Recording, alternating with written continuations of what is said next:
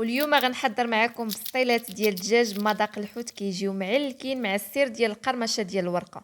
اول حاجه نصوبوا الحشوه. غناخذ هنا واحد المقله كندير فيها شويه ديال زيت الزيتون، معلقه صغيره ديال الزبده، عندي هنا جوج حبات ديال البصله اللي شلطتهم في الهاشوار، وعندي هنا واحد الحبه ديال الجزر اللي حكيتها في الحكاكه الغليظه.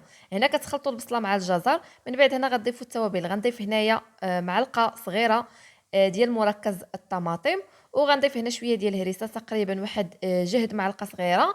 من بعد هنا غادي نضيف معلقه كبيره ديال صلصه الصوجا، وغادي نضيف هنايا عصير حامضه وحده، ومعلقه صغيره ديال التحميره، معلقه صغيره ديال السكنجبير، معلقه صغيره ديال البزار، معلقه صغيره ديال الخرقوم البلدي، معلقه صغيره ديال التحميره، ونصف ملعقه صغيره ديال البزار، وواحد نصف ملعقه صغيره ديال الملحه. حاولوا انكم ما تكثروش الملحه حيت الصوجا مالحه.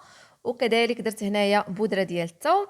هنا كيف ما كتشوفوا معايا كنخلط المكونات وكنخلي الخضره ديالي حتى كطيب. من بعد هنا غادي نضيف تقريبا البنات 150 غرام ديال لادان، قطع ديال صدر الدجاج اللي كنقطعهم قطع صغيره او كدوزوهم في الهاشوار كيف ما درت.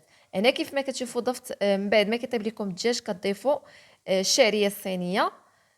تقريبا غديروا قطعه صغيره ديال الشعريه الصينيه.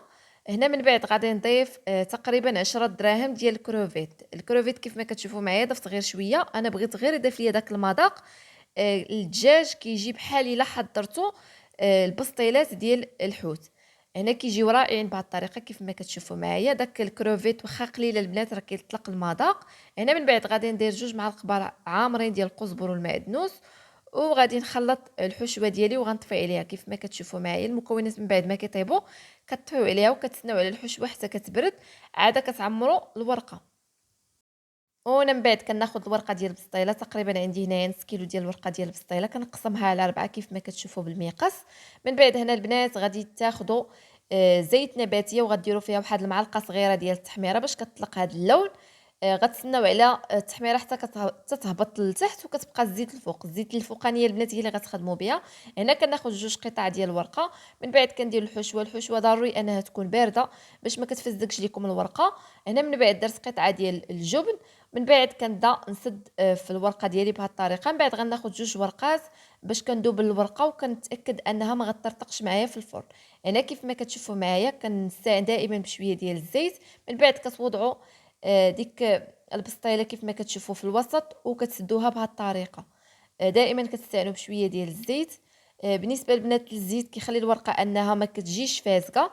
الا خدمتوا بالزبده البنات راه الزبده كتفزق الورقه. هنا غادي ندهن لهم الوجه ديالهم بداك الزيت اللي قلت لكم.